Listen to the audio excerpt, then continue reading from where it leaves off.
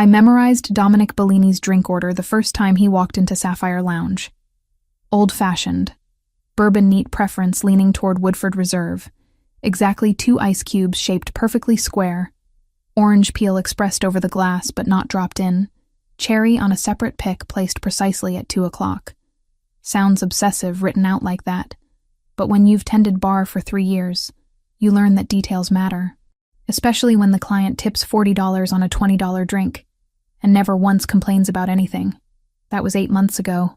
Now it's Thursday, 10 minutes past 10 p.m., and I'm already reaching for the Woodford Reserve before he settles onto his usual stool. Second from the end. Never the corner seat despite it being objectively better for privacy. Always the one that gives him a clear view of the entrance, the kitchen door, and the emergency exit near the bathrooms. Evening, Mr. Bellini. I set the cocktail napkin down with practiced precision. Usual? Please. His voice carries that gravelly quality some men develop around their mid-30s, smooth enough to be pleasant, but textured enough to suggest he's lived through things worth mentioning. Not that he ever mentions them. Our conversations rarely extend beyond drink orders and weather observations. I turn to prepare his old-fashioned, aware that he's watching me work. Not in a creepy way. I've dealt with enough drunk businessmen pawing at my wrist to know the difference. This is something else.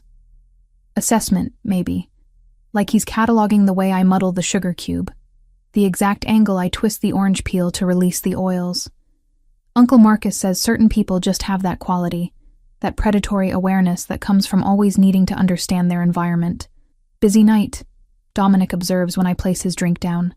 The ice cubes clink softly against the glass. Thursdays usually are. Everyone celebrating making it through another week. I wipe down the bar in front of him, even though it's already spotless. Keeping my hands busy prevents awkward hovering. He nods, lifts the glass, takes that first measured sip he always takes. Testing. Confirming. Then a barely perceptible exhale that I've learned to interpret as approval. The thing about working at Sapphire Lounge is that you develop a sixth sense about power. Not the loud, obnoxious kind that shows up in rental tuxedos and bottles of champagne they can't actually afford. Real power. The quiet kind that makes other patrons shift their conversations to lower volumes when certain people walk past. The kind where the manager personally escorts someone to their table instead of letting the hostess handle it. Dominic Bellini has that kind of power in spades. I noticed it the 3rd or 4th time he came in. The way Marco, one of our regulars who works in commercial real estate, practically tripped over himself moving to a different section of the bar. How the 2 guys in tailored suits who'd been arguing loudly about sports teams suddenly found their indoor voices when Dominic sat down. Small tells that added up to a larger picture I deliberately chose not to examine too closely. Uncle Marcus hired me 3 years ago when I was desperate enough to take any job that paid in actual money instead of exposure or experience. I just finished my chemistry degree from Boston University. $48,000 in debt with a BA that qualified me for precisely nothing except graduate school I couldn't afford. My resume listed 3 unpaid internships, and a GPA that suggested I'd spent more time studying than networking, which in retrospect was probably my first major career mistake. Marcus took one look at me, asked if I could handle drunks without crying, and put me behind the bar the next shift. Said family helps family, especially when family is drowning. He wasn't wrong about the drowning part. Haley. Marcus appears from the back office, nods at me, then at Dominic with considerably more deference. Mr. Bellini, everything satisfactory? As always, Marcus. You run a good establishment. Dominic's tone is pleasant, almost warm. But there's something underneath it, a layer of meaning I can't quite parse, like they're having a second conversation beneath the surface of the polite words. We do our best. Let me know if you need anything. Marcus retreats, and I catch the briefest moment where his hand touches my shoulder as he passes. A warning? Reassurance? With Marcus, it's hard to tell. He's spent 30 years in Boston's restaurant scene and picked up the kind of discretion that makes him excellent at his job and maddeningly vague in personal interactions. The night continues its usual rhythm. I mix drinks, make small talk with regulars, deflect increasingly aggressive flirtation from a guy in a Patriots jersey who doesn't understand that no thanks is a complete sentence. Dominic sits at his stool nursing his drink. He never orders more than 2 in an evening, and occasionally checks his phone with the kind of focus that suggests the messages he's reading are considerably more important than sports scores or stock updates. Around 11:30, two men I don't recognize walk in. Both Asian, both wearing dark clothes that read expensive, even from across the room. They scan the space with the same predatory awareness Dominic has. And I watch his posture shift. Not obviously. Just a subtle straightening of his spine, a fractional adjustment of his shoulders that transforms relaxed into ready. The men choose a table near the front. Don't approach the bar. Don't acknowledge Dominic's presence, even though I'd bet money they clocked him the second they entered. The air in Sapphire suddenly feels thinner, like pressure dropping before a storm. Another? I ask Dominic quietly, even though his glass is still half full. No, thank you. He places 250s on the bar, which is excessive even by his standards. Have a good night, Haley. He leaves through the main entrance, and the two men at the front table watch him go without moving. 5 minutes later, they leave too. And I'm standing behind the bar, wondering what exactly I just witnessed, while simultaneously knowing I should probably forget I witnessed anything at all. That's my life. Bartending 6 nights a week at Sapphire, mixing drinks for people whose conversations I'm not supposed to hear, and whose business I'm definitely not supposed to question. Living in a studio apartment in Alston that costs $1,800 a month and has radiators that clang like church bells every morning at 6 a.m. Taking the red line to Quincy every Sunday to visit Mom, because that's the one day I give myself permission to stop running. Mom. Rose Turner. 52 years old and 5 years cancer-free, which should be cause for celebration, except the medical bills didn't stop when the treatments did. $68,000 in debt even after insurance, broken into monthly payments that will outlive both of us if I don't figure out how to accelerate them. That's why I took the bartending job instead of holding out for something in my actual field. Chemistry doesn't pay enough to cover rent and medical debt simultaneously, not at entry level. So I mix drinks, and I'm good at it, partially because I actually understand the science behind flavor profiles and molecular interactions. That old-fashioned I make for Dominic?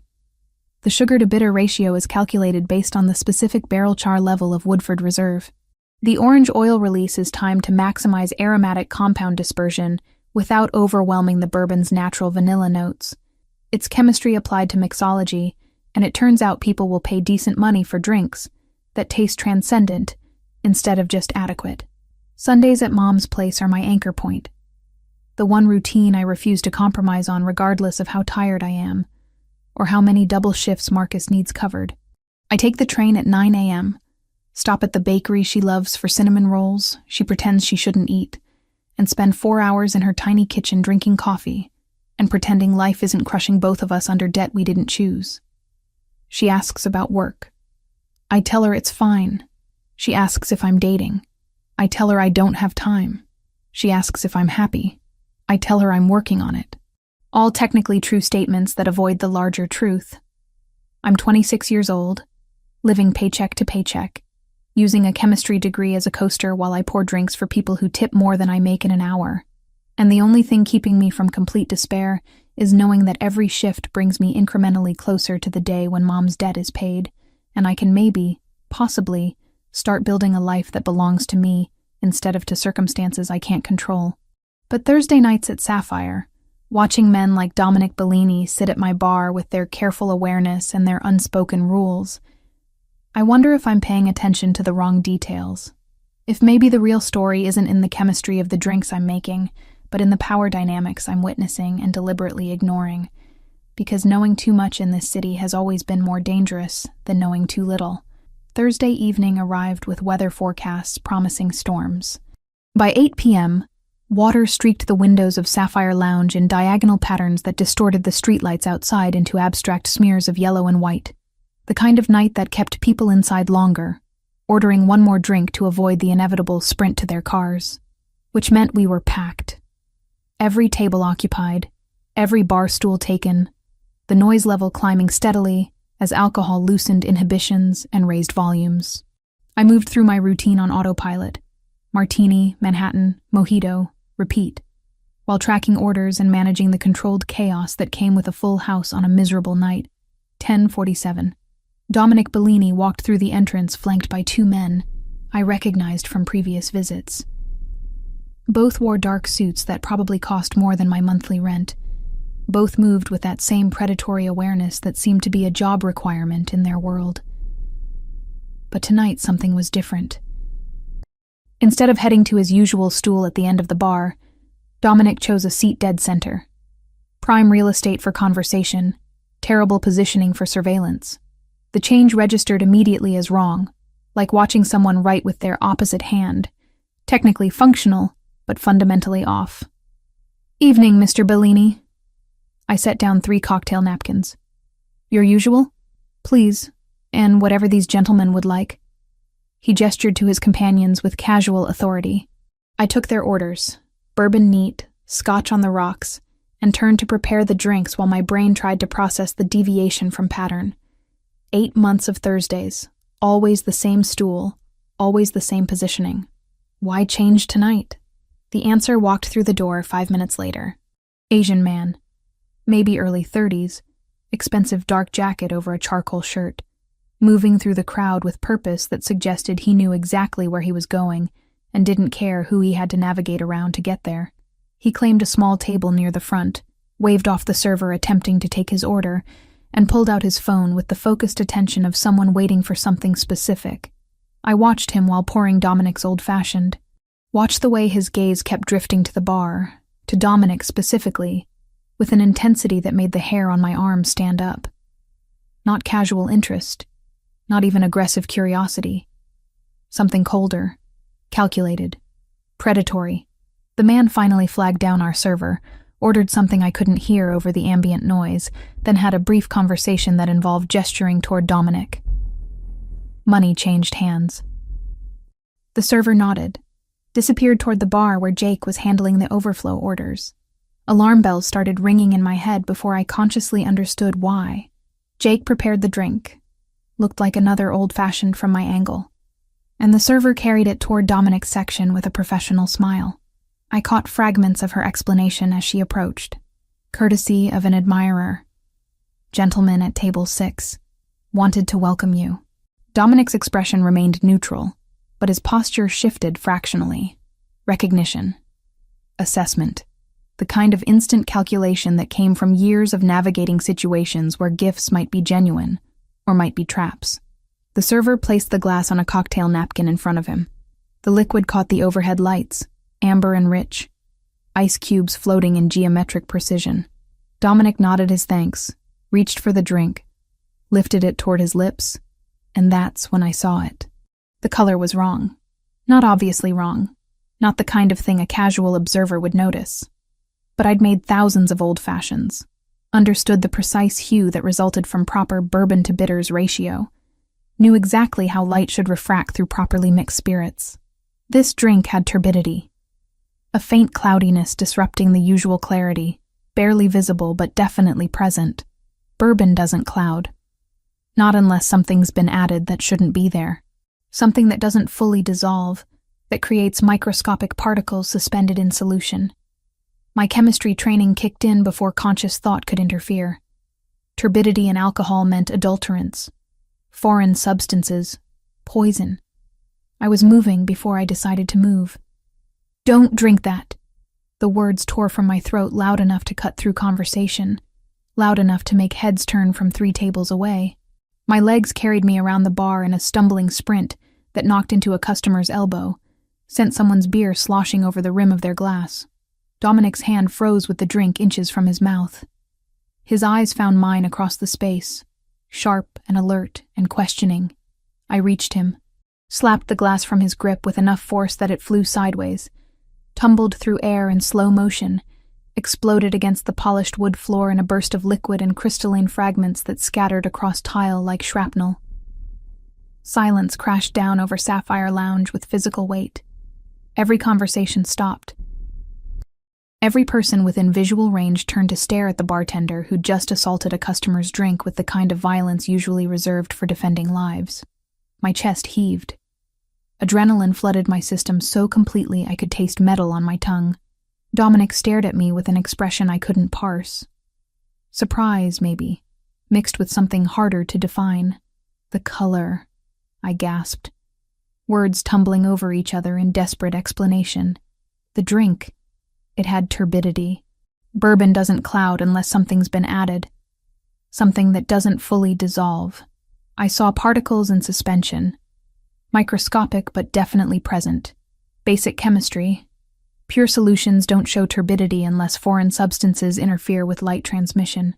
I was rambling. Knew I was rambling. Couldn't stop. Whatever was in that glass, it wasn't just bourbon and bitters. Someone put something in it. Dominic's gaze shifted from me to the shattered glass on the floor, then to table 6 where the Asian man was already standing. Moving toward the exit with controlled speed that didn't quite qualify as running, but definitely suggested urgent departure. Stop him. Dominic's voice carried absolute authority despite conversational volume. One of his companions materialized near the entrance with speed that seemed impossible given the crowded space. The Asian man altered course, tried the emergency exit near the bathrooms. The second companion was already there, blocking escape with body language that communicated threat more effectively than weapons. The Asian man stopped, raised his hands in a placating gesture, started speaking in rapid syllables I couldn't understand but recognized as some dialect of Chinese. Dominic stood, moved toward the confrontation with unhurried precision. I stayed frozen beside the broken glass, my brain finally catching up to what my body had done, the implications spreading through my consciousness like ink in water. I'd just stopped someone from poisoning Dominic Bellini, which meant someone wanted Dominic Bellini dead, which meant I'd just inserted myself into the kind of situation people disappeared for witnessing. Marcus appeared from the back office, his expression cycling through confusion, alarm, and resignation in the span of 3 seconds. Haley, what? The drink was poisoned. My voice sounded distant, disconnected from my body. I saw contamination, turbidity in the solution. Someone tried to kill him. Marcus's face went pale. He looked at Dominic, at the Asian man now surrounded by very large men in very expensive suits, at the broken glass, then back to me. Office. Now. Not yet. Dominic's voice cut through the chaos. He approached me with measured steps, stopped close enough that I had to tilt my head to maintain eye contact. How did you know? Chemistry degree. The answer came automatically. Boston University. Graduated 3 years ago. I understand solution dynamics, molecular suspension, light refraction through various compounds. That drink showed turbidity consistent with undissolved particulate matter. Bourbon shouldn't do that. Nothing in a properly made old-fashioned should cause that reaction. His expression shifted. Surprise, definitely. But also something else. Respect, maybe. Or calculation. You're certain? Yes. I've made thousands of these drinks. I know what they should look like at molecular level. That wasn't right.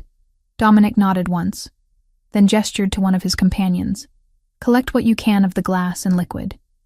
I want laboratory analysis within the hour. To the Asian man, we'll be having a conversation, just not here. The man was escorted out through the emergency exit. The remaining patrons gradually resumed their conversations, though the volume stayed muted, everyone still processing the scene they'd witnessed. Dominic turned back to me. Thank you, Haley. 2 words. Simple gratitude. But the way he said my name carried weight I didn't fully understand. Recognition that went beyond bartender-customer dynamics into territory I wasn't prepared to navigate. You're welcome, I managed. He retrieved his wallet, placed $500 bills on the bar. Excessive didn't begin to cover it. Have a safe night. Then he was gone, disappearing through the entrance with his remaining companion, leaving me standing beside broken glass and the slowly dawning realization that I'd just saved a man's life and possibly destroyed my own in the process. Marcus's office smelled like stale coffee and old paperwork. He closed the door behind us with more force than necessary, the kind of controlled slam that communicated anger without crossing into unprofessional. I stood in the middle of the cramped space, still shaking from adrenaline, while he paced behind his desk like a caged animal searching for an exit that didn't exist. You want to tell me what the hell just happened out there? His voice stayed level, but tension bled through every syllable. Someone tried to poison Dominic Bellini. I saw the contamination in the drink, turbidity in solution that shouldn't be there. Basic chemistry. I know about the chemistry, Haley. Marcus stopped pacing, braced both hands on his desk, looked at me with an expression caught between concern and resignation. What I need to know is if you understand what you just did. I stopped someone from being murdered in your bar. You stopped someone from being murdered in his bar.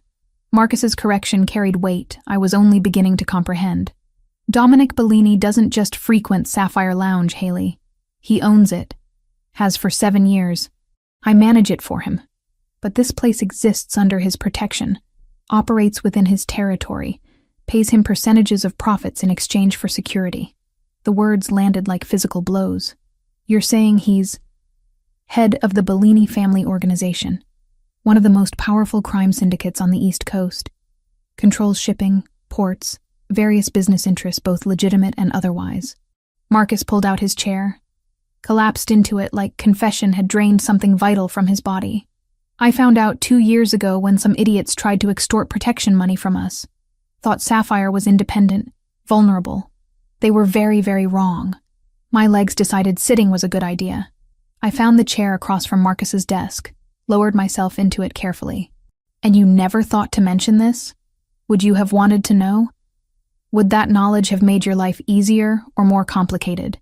He had a point. I hired you because you needed work and your family. I kept you ignorant, because ignorance is the safest position for civilians in this world. But you just threw yourself directly into the middle of something that could get you killed, and I can't protect you from consequences I don't control. The office door opened without knocking. Dominic Bellini filled the doorframe with the kind of presence that made the already small space feel suffocating. He looked at Marcus first, some unspoken communication passing between them, then turned his attention to me. May I have a moment with Haley? Not really a question despite the phrasing. Marcus stood. I'll be at the bar if you need me. He touched my shoulder as he passed. Brief pressure that communicated solidarity, or sympathy, or maybe just goodbye. Then it was just Dominic and me in an office that suddenly felt more like an interrogation room. The preliminary analysis confirmed your assessment, Dominic said, settling into the chair Marcus had vacated. The drink contained tetrodotoxin. Extremely rare, extremely lethal. Derived from pufferfish, nearly impossible to trace, causes paralysis followed by respiratory failure within minutes. Without your intervention, I would have been dead before an ambulance arrived. Tetrodotoxin. The lab also noted the toxin was delivered in microencapsulated carriers, cyclodextrin shells that don't fully dissolve in high-proof spirits, so the dose left a faint haze under the bar lights. That's the turbidity you saw. I'd studied it in biochemistry. Sodium channel blocker.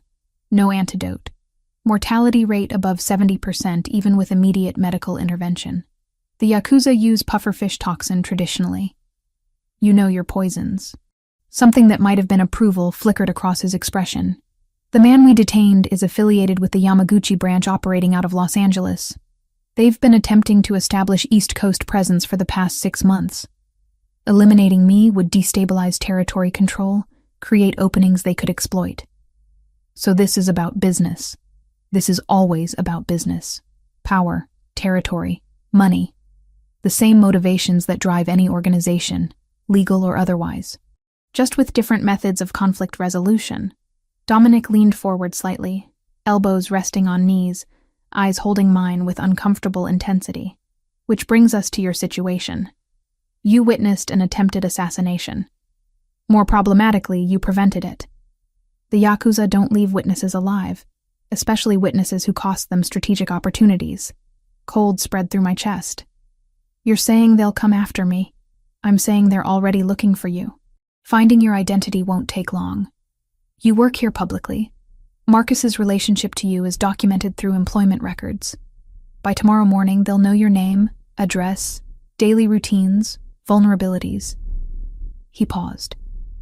Including your mother and Quincy. The mention of Mom sent ice directly into my veins. My mother has nothing to do with this. Leverage rarely does. They'll use whatever pressure points ensure cooperation or silence. In this case, probably both. Dominic's voice stayed neutral, factual, like he was explaining weather patterns instead of death threats. I've already positioned security outside your apartment and your mother's residence.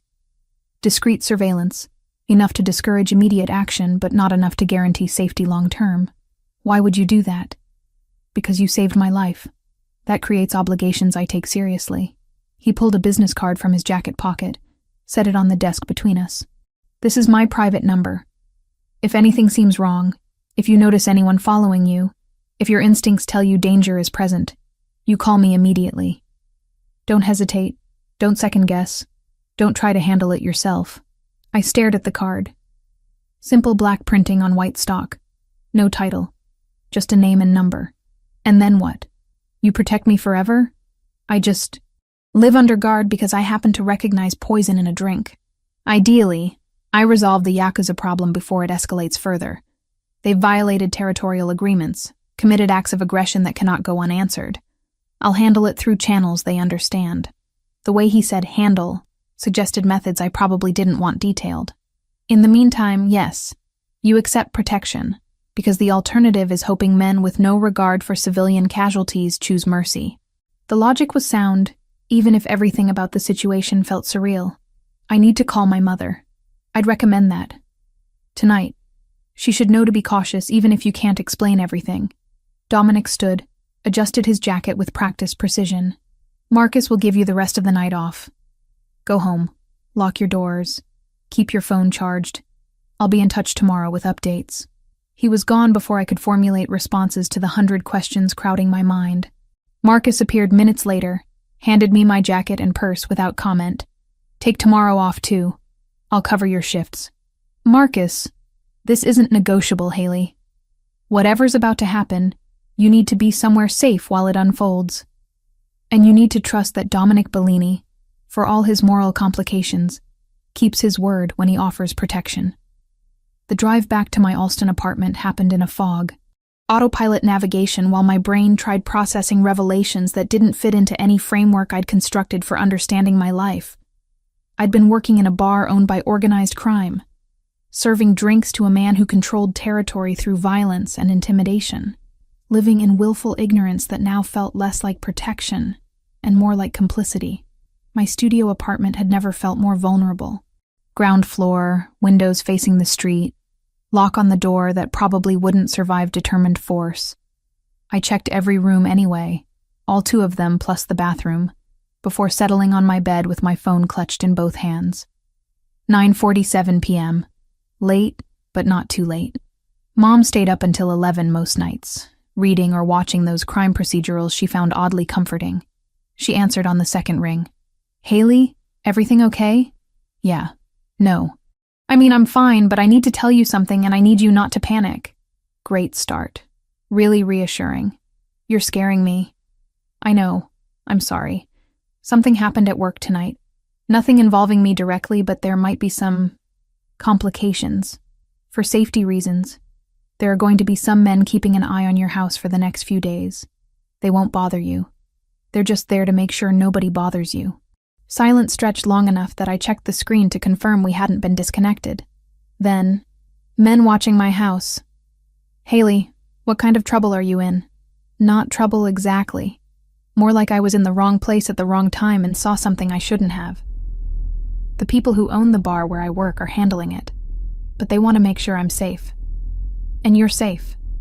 As a precaution. The people who own the bar. Mom's voice shifted into that tone she'd used when I was 16, and came home past curfew with explanations that didn't quite add up. Are these people dangerous, Haley? They're complicated, but they're not a threat to us.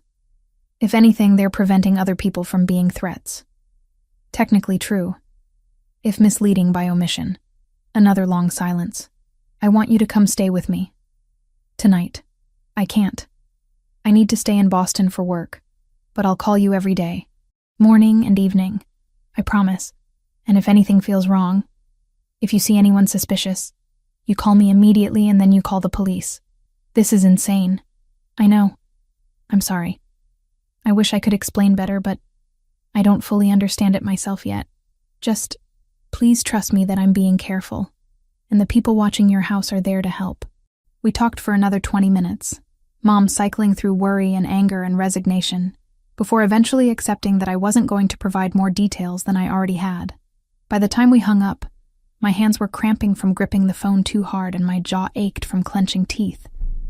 I lay in bed staring at my ceiling, listening to street noises filter through inadequate windows, wondering how my life had shifted so completely in the span of 4 hours. This morning, I'd been a bartender with chemistry degree paying off medical debt through tips and minimum wage. Tonight, I was apparently under the protection of organized crime because I'd recognized poison and made the instinctive decision to prevent murder. Somewhere outside, men I'd never met watched my building. Across town, other men watched Mom's house in Quincy. And in some location I couldn't identify, Dominic Bellini was probably orchestrating responses to territorial violations using methods that would never appear in any legal filing. I'd saved a life tonight. That should have felt uncomplicated. Heroic, even. Instead, it felt like I'd stepped through a door that locked behind me, into a room with no clear exits and rules I didn't understand. All I could do now was trust that the man whose life I'd saved would honor his word about keeping me alive long enough to regret my good deed, or not regret it. That remained to be determined. Carlo Ricci became my shadow on Friday morning. It was late November. Boston felt like steel and salt. I noticed him immediately. Tall, broad-shouldered, maybe late 30s, wearing dark jeans and a leather jacket that probably concealed more than just protection from Boston's November chill. He positioned himself across the street from my building at 7 a.m., leaning against a lamppost with the casual posture of someone who'd done this 1,000 times. I should have been terrified. Instead, I felt oddly reassured. Visible security meant Dominic was serious about protection. It also meant the threat was real enough to require it. The routine established itself quickly. Carlo followed me to the corner store, to the coffee shop, maintained 20 feet of distance that suggested professional surveillance rather than amateur stalking. By Friday evening, I'd stopped checking over my shoulder constantly. By Saturday morning, I nodded acknowledgement when our paths crossed at the entrance to my building. He nodded back, first hint of human interaction breaking through operational protocol. Sunday, I broke pattern. Took the red line to Quincy for my weekly visit with Mom, Carlo trailing 2 cars behind on the train. Mom noticed him through her kitchen window, standing near the park across from her house, with phone in hand like he belonged there. That one of your watchers? She set down her coffee mug, with enough force to make liquid slosh over the rim. His name's Carlo. He's been following me for 3 days. Very professional about it. I tried for light, conversational. Failed spectacularly. This is insane, Haley. I know, but it won't be forever. Just until things settle. I had no idea if that was true. How are you feeling? Any problems with the house? We spent the next hour pretending normalcy, while both of us watched Carlo through windows, tracking his position like he was weather we couldn't control, but desperately needed to predict. When I left, Mom hugged me longer than usual, the kind of embrace that communicated worry words couldn't adequately express. Monday, Dominic appeared at my apartment building around noon. I was heading out for groceries when his black SUV pulled to the curb, passenger window rolling down with mechanical precision. Get in. I'll drive you. Not a request. Carlo materialized beside the vehicle, opened the back door for me with practiced efficiency. I climbed in, suddenly hyper-aware that this was the first time I'd been in an enclosed space with Dominic Bellini, outside of professional contexts. The interior smelled like expensive leather, and something woodsy. Cologne, maybe. Subtle enough to be pleasant, rather than overwhelming. Dominic drove with the same controlled precision he applied to everything else, navigating Boston traffic with familiarity that suggested these streets were as known to him as the back of his own hand. How are you holding up? He asked it casually, like we were discussing weather rather than my adjustment to living under armed guard. Fine. Adjusting. Your guy Carlo is very good at his job. He'd better be. I've trusted him with my life more times than I can count. Brief pause. How's your mother? Terrified, pretending she's not. Standard Turner family coping mechanism. I watch storefronts blur past my window. She keeps asking questions I can't answer because I don't know the answers myself. Ask them. I'll answer what I can. So I did. How long does this last?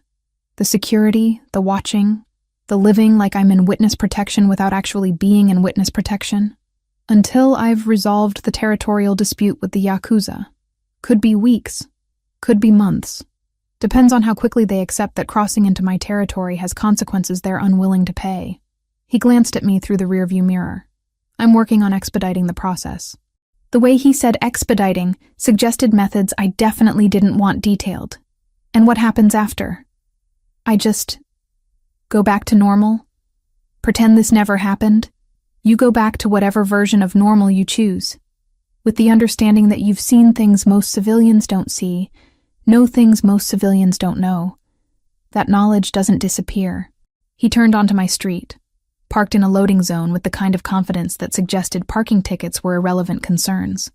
But yes, eventually this ends and you reclaim your life. We sat in silence for a moment. Then I asked the question that had been circling my mind since Thursday night. That scar on your chin. How'd you get it? His hand moved unconsciously to touch the vertical line bisecting his jawline. Bicycle accident when I was 7. Thought I could jump a curb at full speed. Learned physics doesn't care about confidence. Almost smiled. My father said it taught me valuable lessons about consequences and gravity. Your father ran the organization before you? For 30 years. Until someone decided territory disputes required permanent solutions. No emotion in his voice. Just flat statement of fact. I was 27 when I inherited responsibilities I wasn't prepared for. Learned fast because the alternative was losing everything he'd built. The vulnerability surprised me. This wasn't the controlled crime boss from Thursday night or the calculated protector from subsequent conversations. This was someone who'd been thrust into power through violence and adapted because survival demanded it. You were married? I already knew this from his earlier mention. But something about the enclosed space made personal questions feel less intrusive. Anna? Met her at a charity function. Married 6 months later. She died 3 years ago in a car accident on Route 93. Drunk driver crossed the median during evening rush hour. His jaw tightened fractionally. She wanted normal life. House in the suburbs, kids, distance from family business. I kept promising soon, after this deal, after that consolidation. Always soon, never now. I'm sorry. So am I. He shifted to look at me directly. Why chemistry?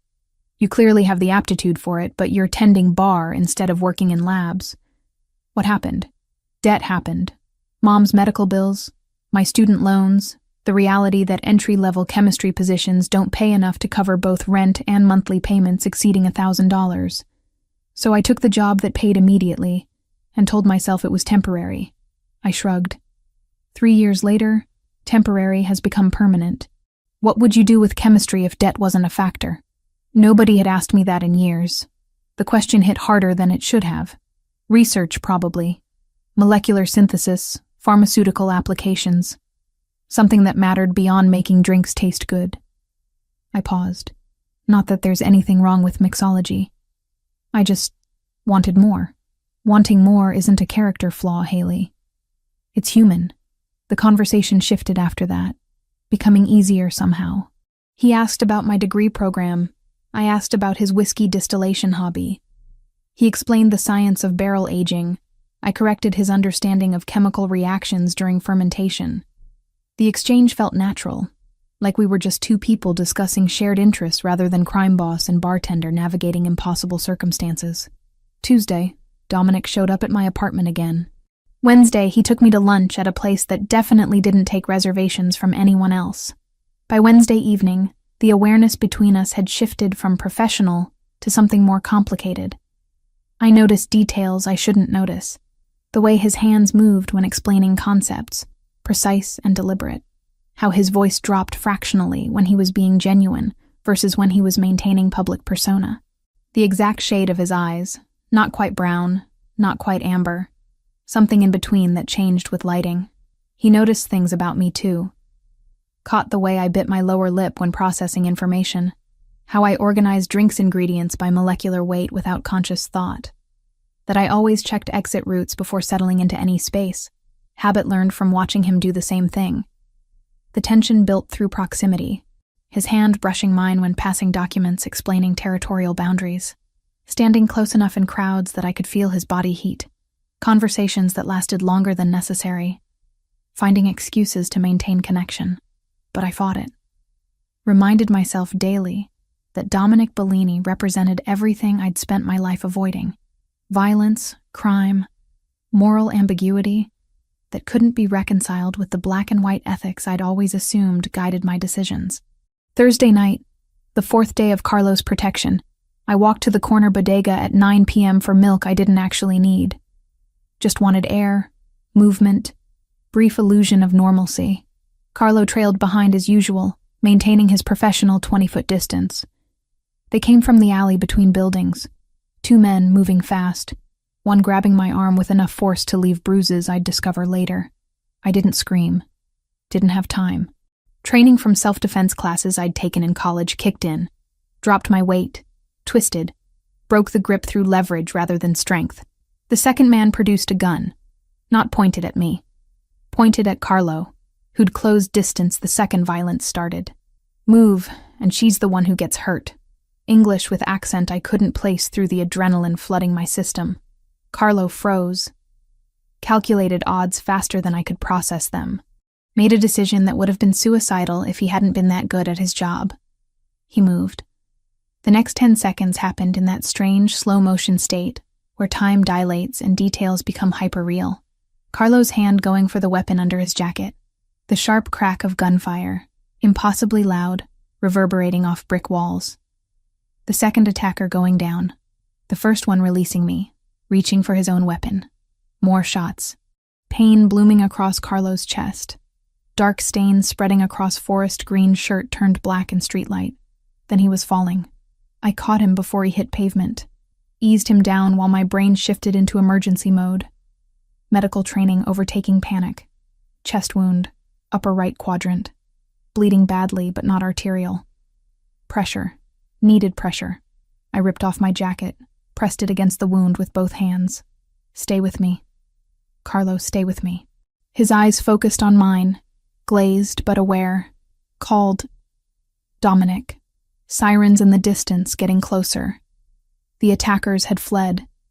Just me and Carlo and spreading pool of blood that felt warm against my knees soaking through jeans. I kept pressure, kept talking, kept him conscious through sheer force of will until paramedics arrived and pried my hands away to take over. The hospital waiting room had fluorescent lighting that made everyone look half dead. I sat in a plastic chair wearing scrubs someone had given me. My bloody clothes sealed in evidence bags, hands scrubbed clean, but still feeling like they were covered in Carlo's blood. Dominic exploded through the emergency entrance at 10:43 p.m. He saw me first, crossed the space in 4 long strides, pulled me up from the chair, hands framing my face while eyes searched for injuries he wouldn't find. Are you hurt? No. Carlo took the bullet. They tried to grab me. He intervened. They shot him. Words tumbling out disconnected, shock finally catching up. Upper right chest, missed major vessels but punctured lung. They took him straight to surgery. I used pressure, kept him stable until paramedics arrived. But I don't know if... You did everything right. His thumb brushed my cheekbone, gesture so gentle it broke something loose in my chest. You're safe. That's what matters. Carlo has a daughter. He told me. 8 years old. Plays soccer. I was crying now. Didn't remember starting. He almost died protecting me from a threat that only exists because I recognized poison in a drink. He chose this job knowing the risks. That doesn't minimize what happened, but it means this isn't your fault. Dominic pulled me against his chest, arms wrapping around me with surprising tenderness. You're coming home with me. Not a discussion. You're not safe in Alston. And I need you somewhere I can guarantee protection. I should have argued. Should have insisted on independence, normalcy, maintaining boundaries between his world and mine. Instead, I nodded against his shoulder and let him lead me out of the hospital toward a life I didn't understand, but couldn't seem to escape. 3 weeks inside Dominic's Brookline mansion taught me that luxury doesn't eliminate anxiety.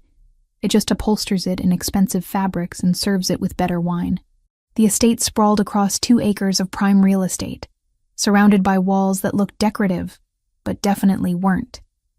Security cameras monitored every approach. Guards rotated shifts with military precision. The house itself was all hardwood floors and crown molding. the kind of place where even the guest bathroom had better fixtures than my entire Alston apartment. Dominic gave me the entire west wing. Bedroom, private bathroom, sitting area with windows overlooking gardens currently dormant for winter. He respected boundaries I hadn't even needed to articulate. Never entering without knocking, never pressuring proximity beyond what I initiated, which somehow made the proximity harder to resist. Carlo recovered in a medical suite on the first floor. Dominic had converted what was probably meant to be a library into a fully equipped recovery room, complete with hospital bed, monitoring equipment, and a nurse who checked vitals every 4 hours. The bullet had punctured his right lung, missed his heart by 3 inches, required surgery that lasted 6 hours, and would need at least 6 weeks of careful healing before he could return to active duty. I visited him daily, partly from guilt, mostly from genuine concern for the man who'd taken a bullet protecting me from consequences I still didn't fully understand. Friday of the 3rd week, I found him sitting up in bed. Color finally returned to his face. His daughter's soccer photos covered the bedside table. Blonde girl with gap-toothed grin wearing jersey number 7. Her name's Sophia, he said, catching me looking. She's 8. Plays midfielder for her elementary school team. Has a mean right foot and absolutely no fear on the field. She's beautiful. I settled into the chair beside his bed. Does she know what happened? That Daddy got hurt at work and needs to rest for a while. Her mother, my ex-wife, knows more, but we agreed to keep details age-appropriate. He shifted carefully, wincing at the movement. I want to thank you. For the first aid, for staying calm, for probably saving my life before the paramedics arrived. You took the bullet protecting me. That seems like it balances the scales. Not how it works. You didn't ask for this situation. I chose this job knowing the risks. He paused. Dominic's a good man, despite what he does for a living. He'll keep you safe. Trust that even when trusting him feels impossible. The words stayed with me long after I left Carlo's room. Sundays became ritual adapted for circumstances. I couldn't visit Mom in person. Security risks remained too high, but video calls maintained connection across the distance. Every Sunday at 10 a.m., I'd settle into the sitting area with my laptop, and Mom would answer from her kitchen in Quincy. You look tired, she observed during the 3rd week's call. I'm fine, just adjusting. Not technically a lie. Adjusting to living in a mansion with criminals.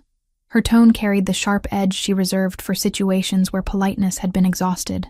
Adjusting to not being able to leave. It's temporary, Mom. I promise. Your promises don't control other people's violence, Haley. She softened slightly. I'm just worried. This isn't the life I wanted for you. It's not the life I wanted either. But it's the life I have right now. And I'm making the best of it. I shifted the laptop to show her the view from my windows. Look, I have access to gardens. Security everywhere. 3 meals a day I don't have to cook. It could be worse. It could also be better. It should be better. She wasn't wrong. But explaining that simple right and wrong had become complicated in ways I was still processing, felt beyond my current emotional capacity. The distillery occupied the entire basement. Dominic had converted what was probably meant to be wine storage into a functional whiskey production facility. Copper stills, aging barrels, temperature-controlled environments, equipment that suggested serious investment in the hobby. I discovered it by accident Tuesday of the 2nd week, following stairs I'd assumed led to laundry. Instead, I found Dominic monitoring fermentation tanks with the focused attention he applied to everything. Chemistry lab? I asked from the doorway. He turned, surprise flickering across his expression before settling into something that might have been pleasure. Whiskey distillery.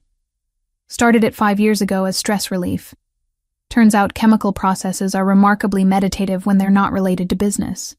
I moved closer, examining the setup with professional interest. You understand you're basically doing organic chemistry, right? Fermentation, distillation, oxidation reactions during barrel aging. All of it applies principles I studied for 4 years. Then maybe you can tell me why this batch tastes off. He poured a sample into a glass, handed it to me. Should be ready, but something's not right. I swirled, sniffed, tasted, let the liquid coat my tongue while analyzing flavor compounds. You're getting sulfur notes. Probably from stressed yeast during fermentation. Temperature spike, maybe? Or contamination in the mash? His eyebrows rose. You can taste that? I can identify molecular signatures. Sulfur compounds are distinctive. I set down the glass. You need to control your fermentation temperature more precisely. Even a few degrees variance can stress the yeast, produce off flavors that persist through distillation. Show me. So I did. Spent 3 hours that night explaining biochemistry of fermentation, optimal temperature ranges for different yeast strains, how copper in the still helped remove volatile sulfur compounds through chemical bonding.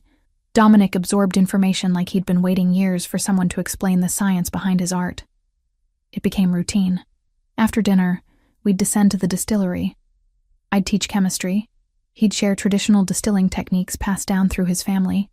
We'd experiment with grain combinations, barrel char levels, aging processes. The work felt natural, collaborative. The first thing in 3 weeks that didn't carry undertones of danger or obligation. Tuesday of the 3rd week, I asked about the scar on his chin again. This time he answered with more detail. I was 7. Thought I was invincible. Decided to jump a curb on my bike at full speed. Physics disagreed violently. He touched the vertical line reflexively. Needed 12 stitches. My father didn't take me to the hospital for 3 hours because he was in a meeting he couldn't leave.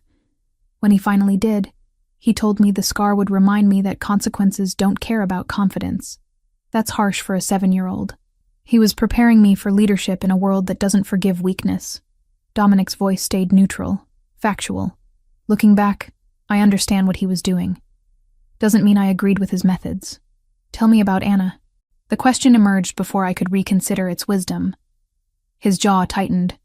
For a moment I thought he wouldn't answer. Then, met her at a charity function. She worked for an education nonprofit, spent her days fighting for funding that would never be adequate. She had this optimism that felt impossible given what she witnessed daily. I fell for her immediately. How long were you married? 6 years. She wanted children, a house somewhere quiet, distance from family business. I kept promising soon. After this deal. After that territory consolidation. Always soon. Never now. He stared at the aging barrel in front of us. She died 3 years ago on Route 93. Drunk driver crossed the median during rush hour. She was gone before the ambulance arrived. I'm sorry. Words felt inadequate, but nothing else existed to offer. She deserved better than I gave her. Better than delayed promises and a husband who prioritized business over building the life she wanted. He finally looked at me. That's why I don't make promises I can't keep anymore. Silence stretched between us, heavy with shared understanding of how life derails plans no amount of money or power can prevent. My mom survived cancer 5 years ago, I said quietly. Stage 3, aggressive treatment, odds that made doctors use phrases like cautiously optimistic, which is code for probably terminal. But she survived. $68,000 in debt even after insurance, but she survived. That's why you're bartending instead of using your degree. That's why I'm doing whatever pays immediately. Research positions don't cover both rent and 4-figure monthly payments. So I mixed drinks and told myself it was temporary until temporary became permanent. I picked up one of the chemical testing kits, examined it unnecessarily. I spent years being angry at the system that monetizes survival, at the driver who caused the accident that killed my parents 5 years earlier, leaving me as her only family, at myself for not being able to fix problems that required money I didn't have. Your parents died in an accident too? Drunk driver on Route 80. Back then we still lived in New Jersey, just off I-80. We moved to Boston the year after. He got 18 months for vehicular manslaughter, served 9. Mom got cancer the next year. Sometimes I wonder if grief can trigger cellular mutations, if loss literally makes you sick. No scientific evidence for it, but the timing felt connected. Dominic moved closer, not touching, but near enough that I felt his presence like heat. You've carried weight nobody should carry alone. So have you. Different weight. I chose this life. You had it forced on you by circumstances beyond your control. Does it matter? I met his eyes. Choice or circumstance. We both ended up in places we didn't plan to be, doing things we never imagined, trying to survive situations that should have broken us. Except you're not broken. Bent, maybe. Carrying scars, but not broken. The distillery suddenly felt smaller. The air between us charged with awareness that had been building for 3 weeks through proximity and shared vulnerability. His hand came up, brushed my cheek with unexpected gentleness. "This is complicated," I whispered. "I know. You're a criminal. I'm supposed to believe in law and order and clear moral boundaries. I know that too. And I can't stop thinking about you. Good. Because I haven't been able to stop thinking about you since you knocked poison out of my hand and explained chemistry like you were describing quantum mechanics." He kissed me. Or I kissed him. The distinction blurred in the moment his mouth found mine, careful at first, then deeper as 3 weeks of tension exploded into contact. His hand tangled in my hair. Mine gripped his shirt, pulling him closer while my brain screamed warnings my body had stopped listening to. I pulled back. Needed air. Needed space. Needed to think clearly for 5 seconds without his proximity derailing every rational thought I'd ever had. We can't do this. Even saying it felt like lying. Why? Not challenging, just asking. Because I don't know how to reconcile wanting you with knowing what you are. Because this feels like crossing a line I can't uncross. Because you're scared. Still gentle, but direct. Yes. Admitting it hurt. I'm terrified. Of you. Of this. Of what it means if I let myself want something I know I shouldn't want. Dominic stepped back, giving me space I'd asked for but didn't actually want. Then we don't do anything you're not ready for. I'm not going anywhere. These feelings aren't temporary or situational. When you're ready, if you're ready, I'll still be here. I left the distillery shaking. Made it to my room before collapsing onto the bed, pressing palms against eyes that burned with tears I refused to let fall. Everything about this situation was wrong. I was living in a crime boss's mansion, under his protection, developing feelings for him that went beyond gratitude into territory I didn't have maps to navigate. Thursday morning brought news that derailed everything else. Dominic's intelligence network had identified Yakuza activity escalating. They weren't backing down from their territorial push. They were doubling it, planning something larger, more aggressive, designed to destabilize his entire operation. And I, apparently, remained leverage they were willing to use. 2 months after Carlo took a bullet meant for me, he walked into the distillery without favoring his right side. Still careful with movement, still healing internally, but functional enough that Dominic had cleared him for light duty. I was monitoring fermentation temperatures when he appeared, looking healthier than he had any right to given that a chest wound nearly killed him 8 weeks ago. "You're back." I set down the thermometer, genuinely pleased. "How do you feel?" "Like I got shot and survived." He touched his chest reflexively. "Doctor says 6 more weeks before full clearance, but I'm tired of sitting in that medical suite watching daytime television. Dominic said I could observe planning sessions as long as I promised not to do anything stupid." "Planning sessions? You haven't heard?" Carlo glanced toward the stairs. "He's been building a counter-operation. Intelligence finally mapped the complete Yakuza network in Boston. He's moving on it this week." My stomach dropped.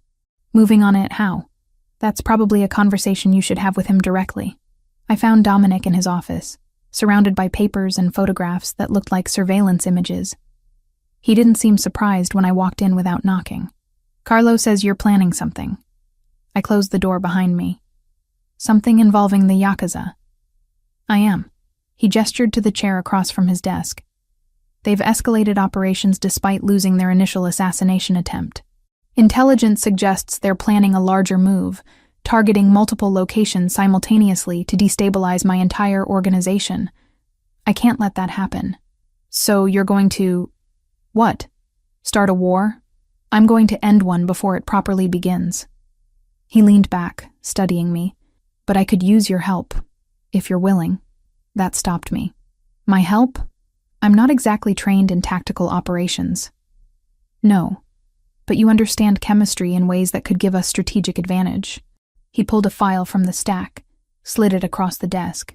"The Yakuza move supplies through specific distribution channels. If we could mark those supplies with something traceable, we could map their entire network without direct confrontation. Track movements, identify key players, build comprehensive intelligence." I opened the file, scanned the contents. supply chain documentation, shipping manifests, warehouse locations. You want me to create a chemical marker. Can you do it? How long would it take? 2 weeks to develop and test. Maybe 3 if I run into complications. I looked up from the file. But Dominic, this feels like crossing a line I've been very carefully not crossing. What line is that? Active participation instead of passive observation. If I help you build this, I'm not just protected by you anymore. I'm working with you. That makes me complicit in ways that... I struggled for the right words. In ways that change who I am fundamentally. He stood, moved around the desk, leaned against the edge so we were eye level. You're already complicit, Haley. The moment you knocked that drink from my hand, you chose a side whether you meant to or not. This just makes that choice conscious instead of accidental. You're saying I might as well embrace it. I'm saying you get to decide what kind of participant you want to be. Victim hiding in my house waiting for threats to disappear? Or active partner using your expertise to help resolve the situation that put you here? He paused. Either choice is valid, but only one gives you control. He was right. And I hated that he was right. If I do this, I need proper equipment. Real laboratory setup, not improvised distillery tools. Done. I'll have industrial-grade equipment delivered and installed in the East Wing by tomorrow afternoon. He touched my hand. Brief contact that somehow felt more intimate than anything we'd done in the distillery weeks ago. Thank you. The equipment arrived as promised. An entire room converted into functional chemistry lab complete with precision scales, analytical instruments, chemical storage, ventilation systems that probably violated several residential building codes. Dominic had spared no expense, which made sense for someone whose business regularly required discreet access to specialized resources. I spent 2 weeks adapting fluorescent markers used in currency printing, modified the molecular structure just enough to shift the wavelength signature outside standard detection ranges, created something that would glow under very specific light frequencies, but remain invisible to conventional UV scanners. The chemistry was elegant, complex enough to avoid accidental discovery, but simple enough to be stable in various environmental conditions. Dominic watched me work sometimes, asking questions about process and methodology. I explained reaction mechanisms, bonding principles, how slight changes in molecular geometry created dramatic differences in optical properties. He absorbed information with the focused attention he applied to everything, occasionally offering observations from his own distilling experience that surprisingly applied to what I was doing. This reminds me of barrel char chemistry, he said one evening, watching me adjust pH levels. Minor variations in process creating major flavor differences. It's all chemistry. Whiskey, markers, poison. Just different applications of the same fundamental principles. I pipetted solution carefully. Your family must have been doing this for generations to understand it intuitively. 4 generations. My great-grandfather started the distillery in Sicily before immigrating. He said understanding transformation, how raw materials become something refined, was the foundation of any successful enterprise. Dominic leaned against the lab bench. I don't think he meant it as metaphor for organized crime, but the principle applies. By day 15, I'd perfected the marker. Dominic tested it personally, applying it to fabric samples, and tracking them through various conditions. The compound remained detectable after water exposure, temperature fluctuation, extended time periods. Perfect for infiltrating supply chains. The infiltration took 3 weeks. Dominic's people introduced the marked materials into Yakuza distribution networks through carefully orchestrated exchanges and diversions.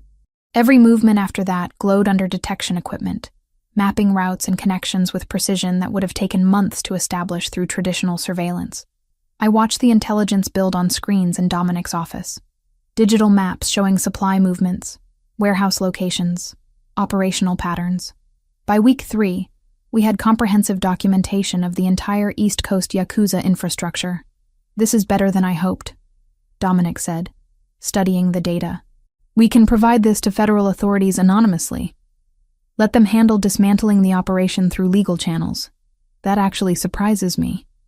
I expected you'd handle it yourself.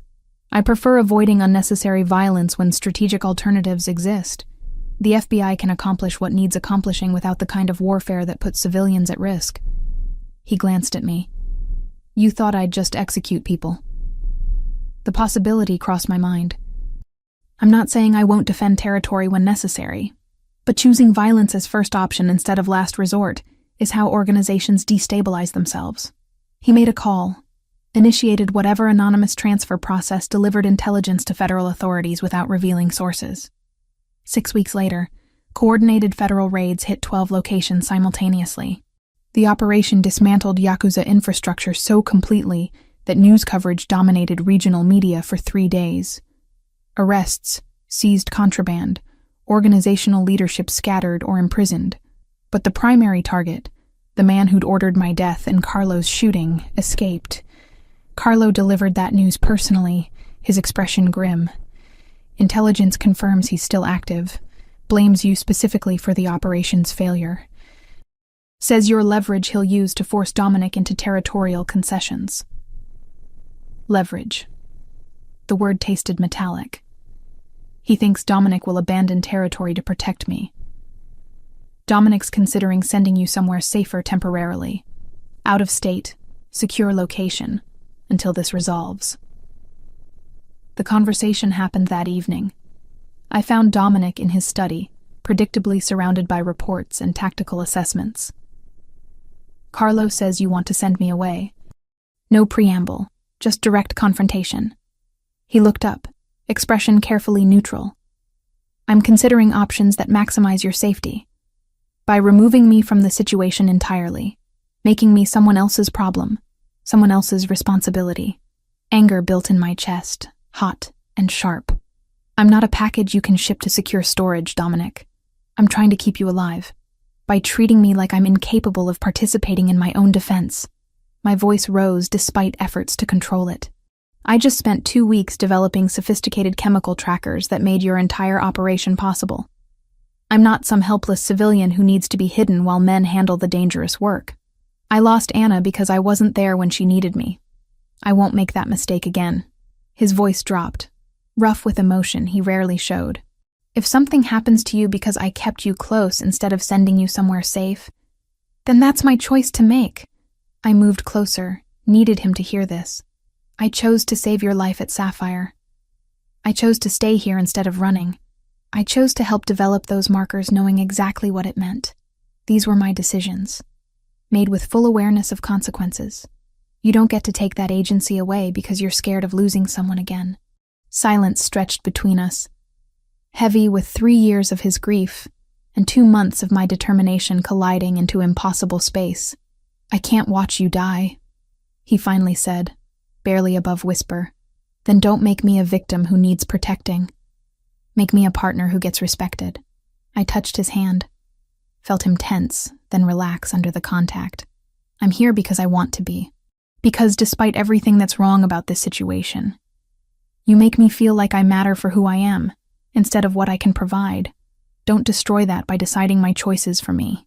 His hand turned, fingers lacing through mine. You're right. And I hate that you're right because it's terrifying. Good. Terror means you care. Just don't let caring turn into controlling. Deal. He pulled me closer, forehead resting against mine. But if this goes wrong, then we handle it together. Not me hiding somewhere while you fight alone, but both of us facing whatever comes next.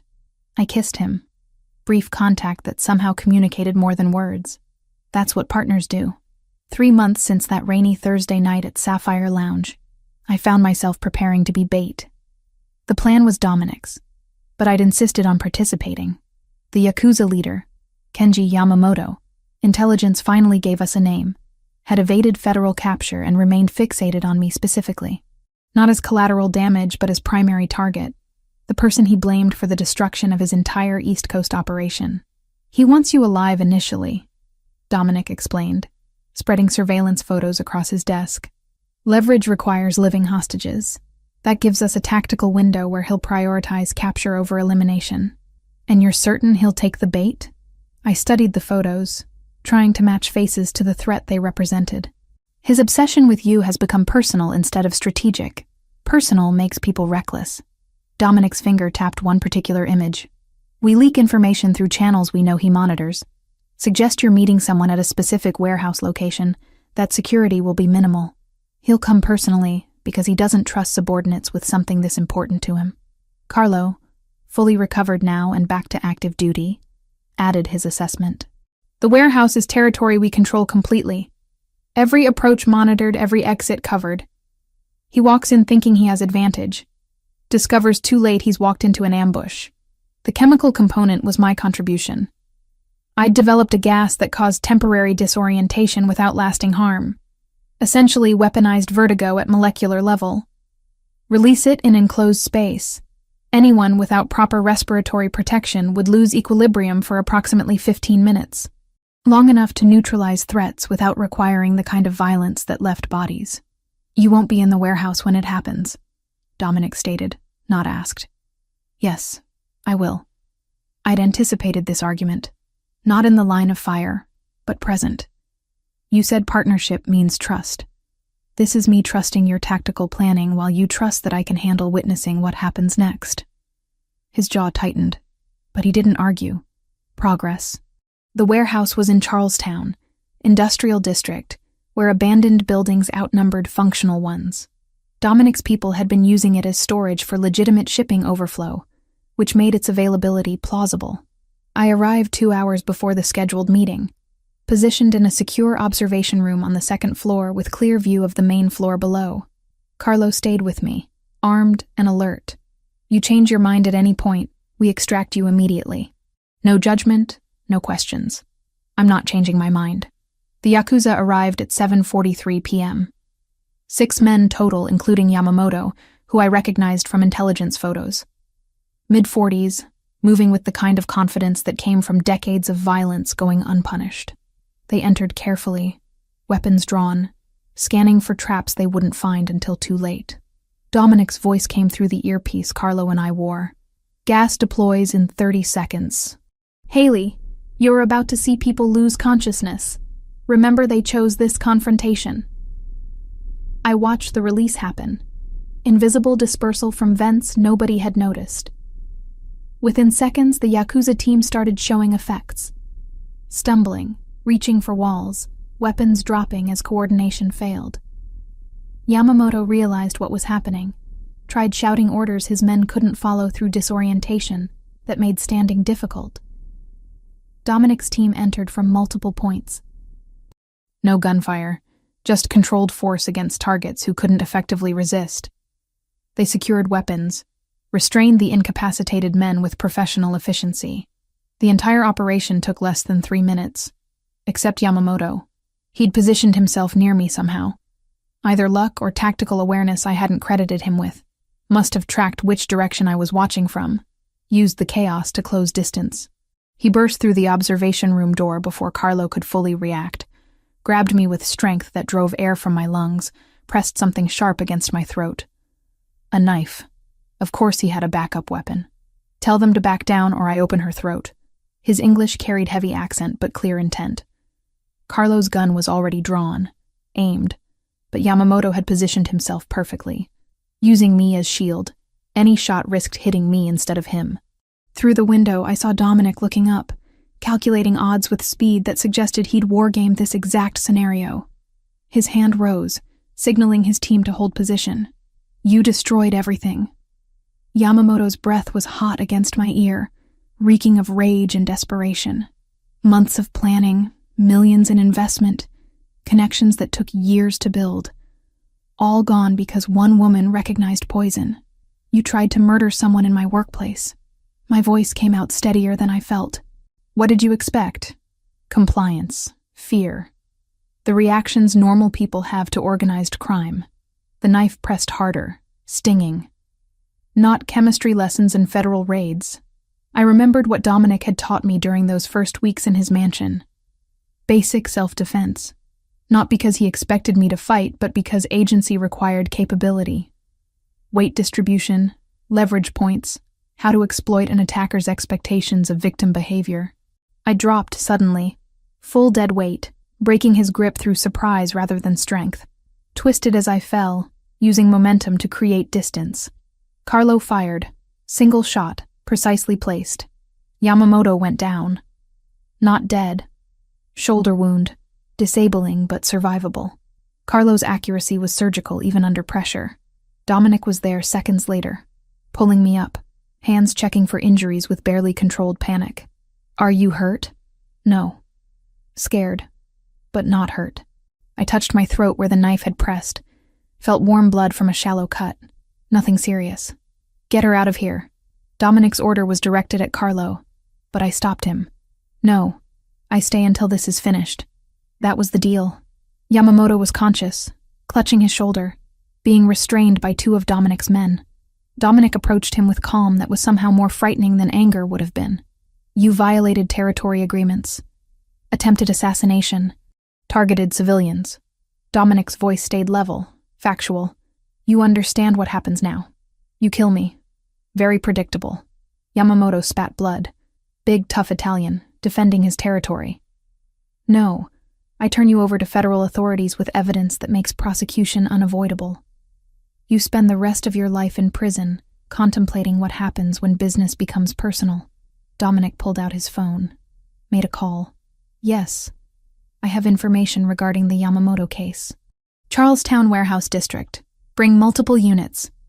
He was calling the FBI, not executing, not disposing of the body in some dock, but actually involving law enforcement. I hadn't expected that. 30 minutes later, federal agents swarmed the warehouse. Dominic's people had vanished, leaving only the incapacitated Yakuza and enough evidence to support charges that would keep them imprisoned for decades. I watched from a distance as Yamamoto was loaded into a vehicle, still shouting threats nobody was listening to anymore. Dominic found me after, when the warehouse had emptied, and we stood in the parking lot under sodium lights that turned everything orange and surreal. "You could have run," he said quietly. "When Yamamoto grabbed you, Carlo would have covered your escape. I could have. I chose not to." I leaned against his car, exhaustion finally catching up. I'm done running from consequences of choices I'd make again anyway. He kissed me then, fierce and desperate, like he was confirming I was real and alive and choosing to stay despite everything I'd just witnessed. We drove back to Brookline in silence. I spent the next 3 days alone in my room, processing what I'd seen and done and become, watching men lose consciousness from gas I'd developed, witnessing Dominic's calm as he orchestrated violence with surgical precision, having a knife to my throat, choosing to fight instead of freeze. The sounds, the fear, the aftermath. On the 3rd day, I found Dominic in the distillery. He didn't seem surprised. "I'm not leaving," I told him. "I'm not running, not having regrets, not pretending this was temporary. I know, but I need you to understand something. I'm not doing this to become your wife in the traditional sense. I'm not going to be the woman who stays home while you handle business. I want to use my chemistry, develop things that matter, build something that belongs to me. I wouldn't want you any other way." He set down the glass he'd been cleaning. "You're the least traditional person I've ever met, Haley. That's why this works. Even knowing I'll probably challenge you constantly, question decisions, argue strategy, refuse to accept because I said so as valid reasoning, especially knowing that." He pulled me close, forehead resting against mine. "Partnership isn't about agreement, it's about respect, even during disagreement." I kissed him, let 3 days of processing transform into acceptance that my life would never be simple, but could still be chosen. This was who I was now. Bartender with chemistry degree who'd saved a crime boss's life and fallen in love with him despite every rational reason not to. Complicated, morally ambiguous, impossible to explain to anyone outside this world. But mine, completely, consciously mine. 6 months compressed into moments that felt both fast and infinite. The first week after Yamamoto's arrest, I returned to Sapphire Lounge. Not full-time, 2 nights weekly, Thursday and Friday, when the place filled with people celebrating survival of another work week. Security remained but became invisible, the kind of protection that existed in shadows without announcing itself. Marcus didn't ask questions when I walked back behind the bar, just handed me a clean apron and said, "Good to have you back." His resignation had edges of relief, like he'd been holding breath for 3 months, and finally remembered how to exhale. We didn't discuss Dominic, or where I lived now, or what I'd witnessed during my absence. Some conversations happened better through silence. The second month brought the conversation I'd been avoiding. Dominic found me in the distillery late one evening, holding financial documents I recognized immediately. Mom's medical debt, itemized down to the last dollar of the $68,000 she'd been paying off in monthly increments that would have lasted another decade. I want to pay this. Direct, no preamble. Not as charity or obligation. As investment in our future. Your mother shouldn't carry this weight, and neither should you. I wanted to refuse. Had reflexive pride screaming that accepting would make me dependent, kept, somehow less than equal. But looking at those numbers, remembering every month Mom chose between medication and groceries, every time I'd worked double shifts to send extra payments, the refusal died in my throat. This feels wrong. Even saying it sounded hollow. Wrong would be watching you sacrifice everything to repay debt that resulted from surviving cancer.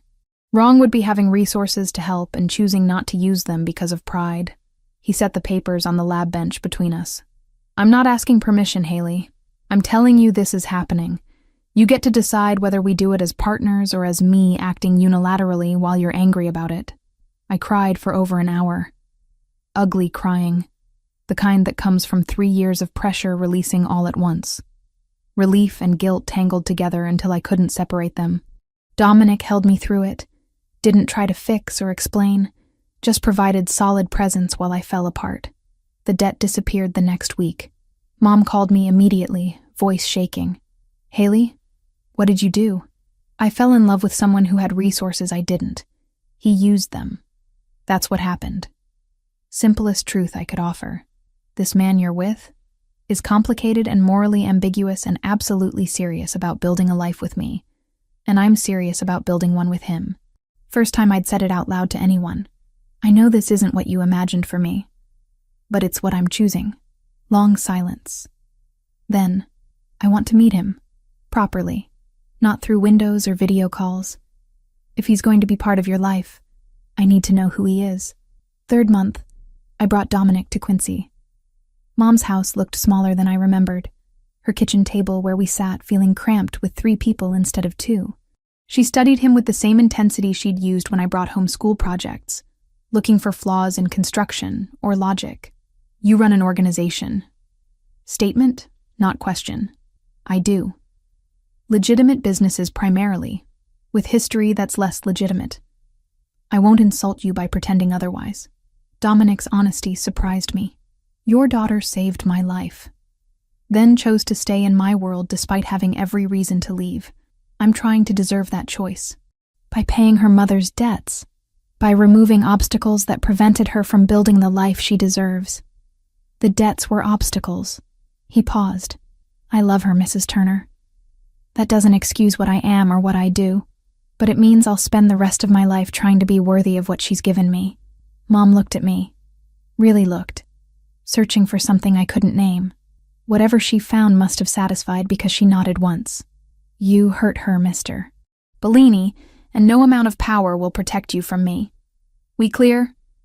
Completely clear. 4th month found rhythm in the distillery work. Dominic had been transitioning family operations toward legitimate businesses for years. This just accelerated the timeline. I developed chemical processes for whiskey production that increased quality while reducing costs. Real chemistry, meaningful work, building something that existed in daylight instead of shadows. 5th month, we stopped talking about the relationship as temporary or complicated and started planning like it was permanent, where we'd live long-term, whether children were something we wanted, how to balance his responsibilities with my need for autonomy. Hard conversations that felt foundational rather than threatening. The proposal happened on an ordinary Tuesday. We were in the distillery testing a new barrel char technique when Dominic pulled a ring from his pocket. Simple band with engraved molecular structure I recognized immediately. Serotonin, the neurotransmitter associated with happiness and bonding. Marry me. Not a question, but not a command either. Statement of intention, invitation to agree. I laughed and cried simultaneously, took the ring, slid it onto my finger where it fit perfectly, because of course he'd gotten my size right. Yes. Obviously, yes. The wedding was small by any standard, massive by our need for privacy. Mom attended, healthier than she'd been in years. wearing forest green dress she'd bought specifically for the occasion.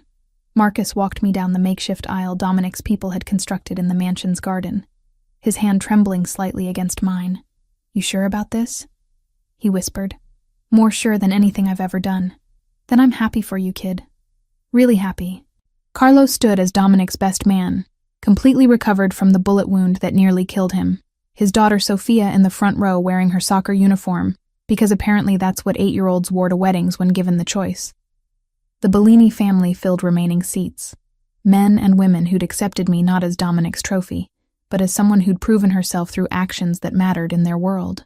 The ceremony was brief. We'd written our own vows, stripped of traditional language about obeying or honoring, focused instead on partnership and conscious choice. When the officiant pronounced us married, Dominic kissed me like we weren't surrounded by witnesses, like this moment had rewritten every future we'd separately imagined into something new and shared. Reception happened in the mansion, dinner for 30 people who mattered. Marcus gave a toast about family choosing each other. Mom cried through hers about watching me become someone she recognized and didn't recognize simultaneously. Carlo talked about owing his life to both of us, how sometimes the best families were built through circumstance rather than blood. That evening, I stood in the distillery with my husband. The word still felt strange. Surrounded by copper stills and aging barrels and chemistry equipment that represented everything I'd built here. Dominic came up behind me, arms wrapping around my waist, chin resting on my shoulder. "What are you thinking?" he asked. That I should have known recognizing poison would lead here. That chemistry has always been about understanding reactions and transformations. That somehow, impossibly, this is exactly where I was supposed to end up. "You regret any of it?" "Not 1 second. Even the terrifying parts, especially those actually, because they taught me I was stronger than I knew." I turned in his arms. "We should expand the distillery operation. Hire people who need second chances the way I needed one. Build something that proves legitimate success is possible for people everyone else has written off. I love the way your brain works." He kissed me softly. "Let's build that. Let's build everything." We stayed in the distillery until past midnight, planning and dreaming and mapping futures that balanced his world with mine into something neither of us could have created alone. Life would never be simple. His past didn't disappear because we'd chosen each other. My chemistry degree didn't erase the fact that I'd developed chemical weapons. But simplicity had never been the goal. Authenticity was. Partnership was. Choosing consciously, instead of drifting passively through circumstances we pretended to control. I'd started this journey as a bartender with chemistry degree, working to pay off debts I couldn't escape. Ended it as a woman who'd recognized poison and saved a life, and fallen in love with someone who made impossible things feel inevitable. The transformation wasn't complete, probably never would be, but it was mine, completely, consciously, impossibly mine.